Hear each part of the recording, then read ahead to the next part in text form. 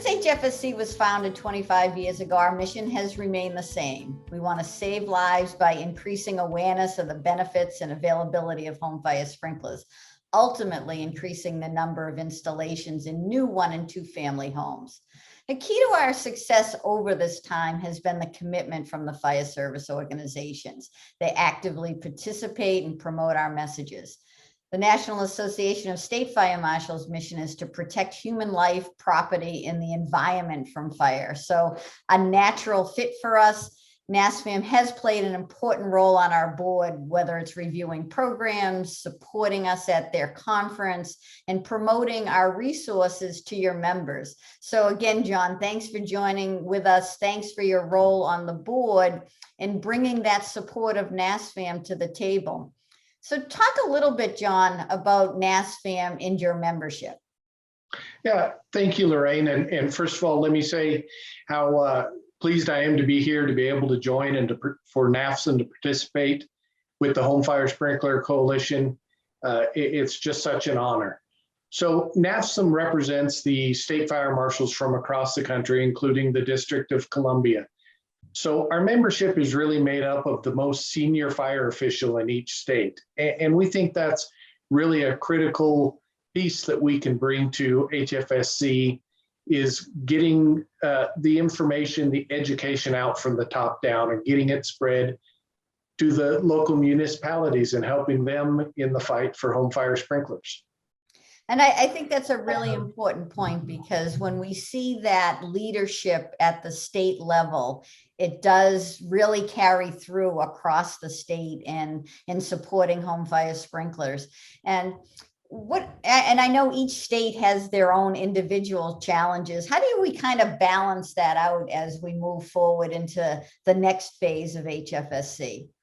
Yeah, that's a great observation, Lorraine. Each state does face its own challenges, politically, economically, but really it's the focus that HFSC has had from the beginning, that focus on education that has to remain key, and continuing to develop the programs that help the marshals get the word out, not just to the firefighters, the first responders within their state, but to all the stakeholders as well, so that we educate them, they understand the benefits. And it's really a no-brainer. You know, NASFM's mission, as you said earlier, is to protect human life, property, and the environment. And that describes home fire sprinklers. It really does. Exactly. And, many states now are talking much more about implementing community risk reduction programs. We're talking about the fact that home fire sprinklers are an integral part of that. By having more homes that are sprinkled, fire departments can use their resources in other areas of the community that they have needs at. So community risk reduction and home fire sprinklers are a natural collaboration point. And I would imagine that that's a key area that the state fire marshals are talking about as well. Absolutely, Lorraine, you're correct. Community risk reduction is really taking off within the fire world, and especially within our state fire marshals offices. Community risk reduction really takes a look at the whole picture of all the risks that are out there. And you're absolutely correct. If we can reduce the fire risk through fire sprinklers, we're able to dedicate resources to higher risk or more recent risk areas and protect the community overall. Yeah, and another area that it's important from the community risk reductions perspective is the exposure to first responders. That's more and more learnings that we see about how their exposure is creating a greater risk of cancer. That's of enormous concern to everybody in fire safety. Absolutely, I couldn't agree more. That's a major issue that NASFM has stayed on top of. Yeah. The toxic fumes that come out of the fires, that's very real to the first responders. And the more we can keep that down, early extinguishment or keeping the fire controlled through the sprinklers controls that toxic exposure. Yeah. And, over these last 25 years, HFSC continues to evolve its messaging and its programs to make sure we're meeting the needs of the communities. One of the areas that we're seeing a lot of success with is our new developer incentive program.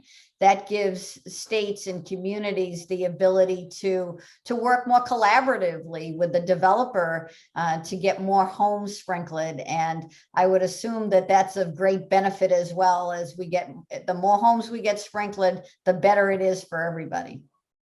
Absolutely, you're correct. And we were so pleased to work with HFSC in the development of that incentive program for the developers.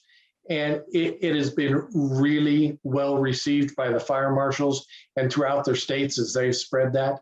It is a great way to take advantage of, frankly, what's in the fire codes. These are incentives that are allowed, and people in the fire service, developers, don't have enough understanding. So this resource toolkit really allows the marshals to push out the information, get more developments sprinklered, and save lives and property and the environment. Yeah.